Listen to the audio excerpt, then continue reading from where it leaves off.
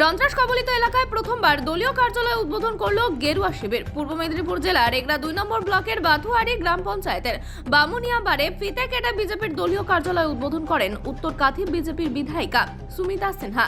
এদিন দলীয় কার্যালয় উদ্বোধন করার পর বামুনিয়াবাড়ে একটি কর্মী সভায় যোগ দেন সুমিতা সিনহা। এদিন সাংবাদিকদের মুখোমুখি হয়ে তিনি বলেন, লোকসভা ভোটকে সামনে রেখে এই দলীয় কার্যালয় উদ্বোধন করা হয়। মানুষ তৃণমূলকে এখানে পর্যদস্ত করেছে, তাই তারা রাতের বেলায় বাইক বাহিনী নিয়ে এলাকায় তাণ্ডব চালাচ্ছে। দলীয় কার্যালয় উদ্বোধন করতে কি বলবো, মানে আপনারা একটা জিনিস বুঝতে পাচ্ছেন যে এখন দিকে দিকে বিজেপির রমরমা এবং বিজেপির ছোট্ট একখানা বামুনিয়া একটা ছোট্ট বুথ, আমার সেই বুথে ভাবুন আমরা একখানা বিজেপির অফিস করতে পেরেছি। তার মানে বুঝতে পারছেন আমাদের জয় জয়কার ক্রমশ এগিয়ে চলেছে, এটাই আসল কথা। অনেক কর্মীরা কিন্তু আশঙ্কা প্রকাশ করছেন যে এই দলীয় কার্যালয় কতদিন টিকবে। দেখ, ওগুলো আশঙ্কা না, আমাদের কর্মী করেনি আশঙ্কা প্রকাশ। ওদের একটা ভয় দেখাবার, তৃণমূল পার্টির একটা ভয় দেখাবার অভ্যেস আছে, আর ওইটা ফাঁকা আওয়াজ করতে ওরা খুব ভালোবাসে। আর আমরাও ওই ফাঁকা আওয়াজগুলো শুনি, কারণ আমরা জানি একটা পিনও ওখান থেকে তুলতে পারবে না, একটা পাও রাখতে পারবে না। সেই পায়ের অবস্থা কি করব আমরা, তারা জানে না। তাই বাইক বাহিনীর তৃণমূলের যে তাণ্ডব দেখাচ্ছে রাতের অন্ধকারে এখানে, এটা তো তাদের অভ্যেস। তাদের 28 টাকার পাউচ দিলে, তাদের 1 কেজি মাংস দিলে তারা বাইক বাহিনী তাণ্ডব করবে। ওটা মজা, ওটা তাণ্ডব করে না। ওই যে রাস্তায় আমরা অনেক সময় দেখেছি, দেখবেন কলকাতায় ব্রিজের ওপরে অনেক বাচ্চা এরকম বাইক নিয়ে হু হু করে চিৎকার করতে ওটা মনে করে তাণ্ডব, কিন্তু ওটা অরিজিনাল তাণ্ডব নয়, এটা ভয় দেখাবার চেষ্টা। একবার একজন এখানকার একটা মানুষ দাঁড়িয়ে পড়লে, আমি তো গর্ব করে বলছি, বাথুয়ারির একটা মানুষ দাঁড়িয়ে পড়লে আমি দেখবো ওই তাণ্ডব কোথায় থাকে। লোকসভা ভোটকে লক্ষ্য করেই কি জন্য? হ্যাঁ, অবশ্যই লোকসভা ভোটকে করে, কেন আমাদের এখন অনেক যোগাযোগ করার ব্যাপার আছে। প্রত্যেকটা মানুষের সঙ্গে এখন যোগাযোগ করতে হবে, প্রত্যেকটা মানুষের সঙ্গে এখন আমাদের তাদের সুখ দুঃখের খবর তো এমনিতেই নিই আমি সবসময়, আপনি খোঁজ নিয়ে দেখবেন আমি সবসময়ই আছি।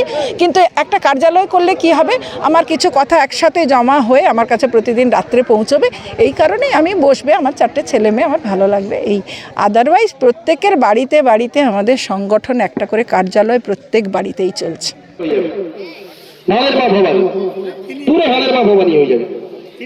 আমরা স্বাধীনতা আন্দোলনের আগে ব্রিটিশ শক্তিকে হারানোর জন্য আমরা বোম বন্দুক তুলে নিয়েছিলাম আমার দেশকে বাঁচানোর জন্য, আর তৃণমূল নামের একটা রাজনৈতিক দল পয়সা কামানোর জন্য বোম বন্দুক চালায়। ভাবতে পারছেন, আমার এখানকার কিছু তৃণমূল নেতা তো ওই কাঠিতে আমাদের গুরুদেব যে আছেন তার বাড়ি থেকে ধন্যা দেন, দাদা একটু সুযোগ দেন, দাদা একটু সুযোগ দেন। তো যাই হোক, এই সন্ত্রাসকে পিছনে রেখে আপনারা লড়াই করছেন, আগামী দিনে আমাদের সেই লড়াইটাকে জারি রাখতে হবে। আমি দেখেছি আমাদের পঞ্চায়েত সমিতি সুমিতাজি ভোট নিয়ে সমান সমান করে দিয়েছেন, পুরো মন্ত্রিসভাটা আমাদের হয়েছে। কিন্তু এখানকার দরিদ্র সীমার নিচে বসবাসকারী মানুষজন খাস জায়গার পাট্টাগুলো পাচ্ছে না, তাদের দেওয়া হচ্ছে না। অঞ্চল থেকে তাদেরকে নামগুলো কেটে দেওয়া হচ্ছে। বিরোধী দলনেত্রী দিদি গেছিলেন, আর এরা এমন অবস্থা হয়েছে এখানকার নেতা মুরগি বাচ্চাটা পর্যন্ত চুরি করে ফেলছে। এত অবস্থা, মুরগিটা খেয়ে ফেলছে। পায়খানা ঘরের কথা তার বলবো না, পায়খানা তো পুরো খেয়ে ফেলেছে, 10,500 টাকা পুরো চেপে দিয়েছে। নরেন্দ্র মোদীজি দিচ্ছেন স্বচ্ছ মিশনের টাকা, আর এরা নিয়ে বাড়িতে স্টাইল বসিয়ে সুন্দর করে পাকার বাড়ি করছে। সাধারণ মানুষের পায়খানা ঘরের টাকাটাও খেয়ে ফেলেছে। মুরগি বাচ্চাটা নিয়ে যাচ্ছে, কাউকে দিয়ে দিচ্ছে, বলছে আমার পাড়ার ছেলেগুলো যখন ফিস্ট করবে, তৃণমূল নামক রাজনৈতিক দলের নেতারা ফিস্ট করবে, একটা বড় করে দিয়ে দিবে, ফিস্ট করে খেয়ে। আর তো আছে দিদির সেই 20 টাকার পাউচ, পরিষ্কার পাউচ, মোড়ে মোড়ে মদের দোকান হয়ে গেছে। তো এই তো হচ্ছে একটা রাজনৈতিক দল। আমি শুনেছিলাম এখানে আসার আগে, গত একদিন আগে নাকি কতগুলো বাইক মিছিল করেছিল। লালচুল কানেদুল, শুভেন্দু অধিকারী আমাদের নেতা বলে, লালচুল কানেদুল, তার নাম যুবা তৃণমূল, তার নাম নাকি যুবা তৃণমূল। তারা নাকি ভা করে বাইক চালিয়ে গেল। কে পার্টি অফিস করলো? আমি বলছি পার্টি অফিস তো হয়ে গেল ভাই, আসো দেখি সামনে আসো, আমাকে বেরোতে দিবে না। ভোটের আগেও বলেছিলাম এখান থেকে আমি হয়তো পাহাড়পুর পর্যন্ত যেতে পারবো না, ভয় নেই, বউও নেই, বাচ্চা হইলো, বউও নেই, বাচ্চা হইলো, ভয় কিছু নেই, ভয় তো কিছু নেই। তো এগুলো করে লাভ কি হবে? লড়াই যদি করতে হয় সামনের সারিতে দাঁড়িয়ে জনগণের কণ্ঠ রোধ না করে, গণতন্ত্রে হস্তক্ষেপ না করে, গণতন্ত্রকে ধর্ষণ না করে, সামনে ভারতীয় জনতা পার্টির এই বরিষ্ঠ নেতৃত্বের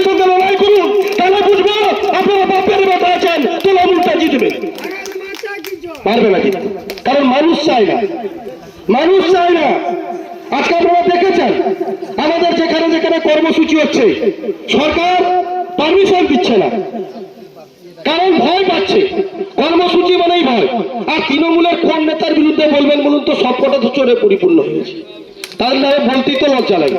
বাবা মা পড়াশুনো করিয়েছে, শিক্ষিত হয়েছি, শিক্ষা দীক্ষা আছে কিছু পেটে, তাদের নামে বলতে ভয় লাগে। তারা তো ভয় এখন কাঁপছে, ভয়ে কাঁপছে। এমন অবস্থা, এত ভয় কাঁপছে তার বুথ সভাপতি পর্যন্ত পুলিশ দিয়ে নিয়ে যেতে হয়, এত ভয় লাগছে। তারপরেও তারা চুরিটা বন্ধ করেন। মাথারি 2 নম্বর অঞ্চলে আমরা 34 বছরের সিপিএম রাজ দেখেছি। অনেক বড় বড় নেতা ছিলেন। অনিল মাল্লা প্রয়াত হয়েছেন, পরিতোষ খাতুয়া মহোদয়, খুঁজে পাওয়া যায় না।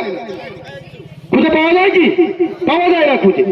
আর তুমি কত বড় নেতা ভাই যে শান্তিপূর্ণ রাজনীতি করতে পারছো না? আমি আপনাদের দায়িত্ব নিয়ে বলতে পারি, লোকসভা নির্বাচনে নরেন্দ্র মোদীজি 3য়বারের জন্য আবার ক্ষমতায় আসতে চলেছেন, প্রায় 400-এরও বেশি আসন নিয়ে। আপনাদের কারো সন্দেহ আছে কি? সন্দেহ আছে? কাঠি লোকসভা কেন্দ্রে ভারতীয় জনতা পার্টির প্রতীকে যিনি দাঁড়াবেন কয়েক লক্ষ ভোটে জয়লাভ করবেন। আর আপনাদেরকে তার শরীক হতে হবে। বাতড়ি 2 নম্বর অঞ্চলকে তার শরীক হতে হবে। অর্থাৎ এই বাতড়ি 2 নম্বর অঞ্চল থেকে 10,000-এরও বেশি ভোট লিড দিতে হবে যিনি ভারতীয় জনতা পার্টির প্রতীকে লড়াই করবেন। আর প্রমাণ করে দিতে হবে যে বাতড়ির মাটি ভারতীয় জনতা পার্টির ছোট্ট ঘাঁটি। এটা আপনাদেরকে প্রমাণ করে দিতে হবে। আর আপনারাই পারবেন, আপনারাই পারবেন। শত বাধা যন্ত্রণা কষ্টকে পিছনে রেখে দিয়ে আপনারা যেভাবে আজকে বেরিয়ে এসছেন এই দুপুরবেলা, আপনারা পারবেন।